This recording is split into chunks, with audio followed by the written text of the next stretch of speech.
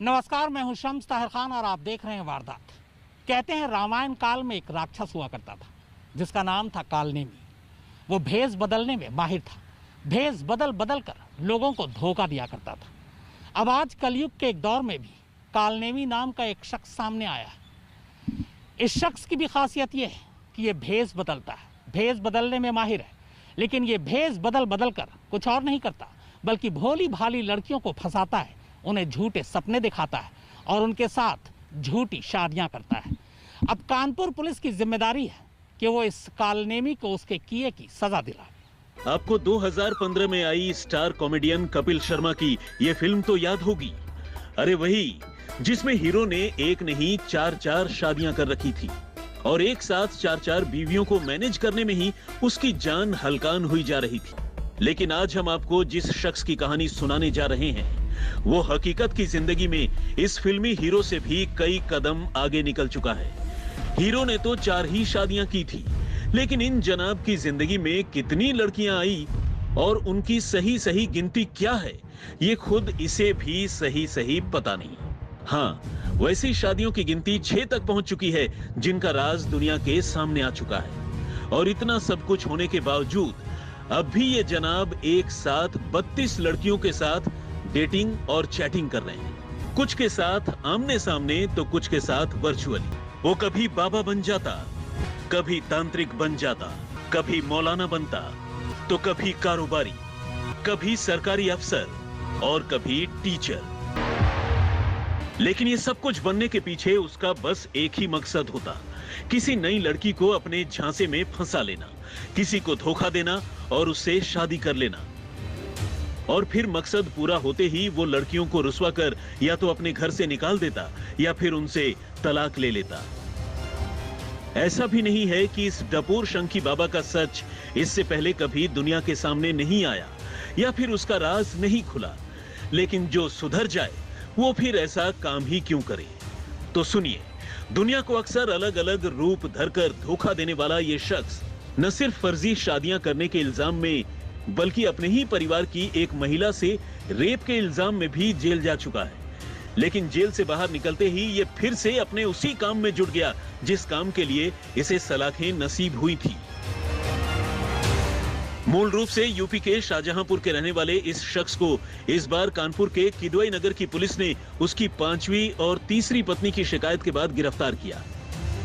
वैसे तो इस शख्स का असली नाम अनुज चेतन कठेरिया है, लेकिन ये अक्सर खुद को परम पूजनीय अनुज चेतन सरस्वती जी महाराज कहलाना ही ज्यादा पसंद करता है। स्वामी अनुज चेतन सरस्वती उर्फ बाबा जी के बारे में शिकायत मिलने के बाद कानपुर पुलिस ने जब नए सिरे से उसकी जन्म कुंडली खंगालनी शुरू की तो उसके कारनामे देखकर हैरान रह गई। पुलिस को पता चला कि इस शख्स ने अपने फर्जीवाड़े की इस दुकान की शुरुआत अपने गृहनगर शाहजहांपुर से ही की थी, जहां इसने मां कामाख्या बंजारे बाबा कल्याण सेवा ट्रस्ट के नाम से पहले एक जेबी संगठन की नींव रखी और इसी आश्रम में आने वाली परेशान हाल महिलाओं और लड़कियों को अपने झांसे में लेने लगा। इसके बाद तो वो कई बार गिरफ्तार भी हुआ और जेल भी गया, मगर अपनी हरकतों से पीछे नहीं हटा। ये बाबा कितना बड़ा रसिया है इसका अंदाजा आपको इसकी प्रोफाइल देखकर ही लग जाएगा। पुलिस की माने तो अनुज सरस्वती नाम के इस डपोर शंखी बाबा ने एक मैरिज साइट पर लकी पांडे के नाम से फेक प्रोफाइल बना रखी थी और इन दिनों एक साथ 32 लड़कियों के साथ डेटिंग और चैटिंग में जुटा था। जब पुलिस ने वर्चुअल वर्ल्ड में उसके फुटप्रिंट खंगालने की शुरुआत की तो पता चला कि 8वीं पास ये बाबा खुद को बीएससी पास बताता था और लड़कियों को इंप्रेस करने के लिए इंग्लिश में ही बातें करता था। अब इसे ठगी के इस महाअवतार की सलाहियत ही कहेंगे कि ये बाबा कोई 2-3 नहीं बल्कि 17 भाषाओं का जानकार है और ये दावा भी कोई और नहीं बल्कि खुद उससे धोखा खाई उसकी बीवियां कर रही हैं। अभी तो मौजूदा हालत में इसने 5 लड़कियों से शादी की है, 5 लड़कियों की जिंदगी नर्क कर दी है इसने और पता नहीं कितनी फंसा रखी है इसने। हाँ नहीं, हम लोगों के सामने बात नहीं करता। सत्संग जैसे कि बोलता है कि हम तांत्रिक हैं, तांत्रिक के द्वारा अपने घर में बुला लेता है लड़कियों को, ठीक है, उनसे सारी संबंध बना लेता है। बोलता है कि हम ऐसे कर देंगे, वो कर देंगे, तुम्हारे लिए वो कर देंगे, और फिर वो ऐसे ही फंसा लेता है, फिर उसके बाद उनसे शादी कर लेता है। देश में ऐसे बाबाओं की तो बहार है जो आस्था से खेलकर भोले भाले लोगों को ठग रहे हैं। हर दूसरे आस्था के बाजार में कोई ना कोई नया ढोंगी बाबा सामने आ जाता है। कोई प्रवचन देकर लोगों से ठगी करता है तो कोई मोक्ष दिलाने के नाम पर लोगों को बेवकूफ बनाता है। और ऐसे बाबाओं की भी कोई कमी नहीं जो सिर्फ महिलाओं का उद्धार करने में ही विश्वास रखते हैं।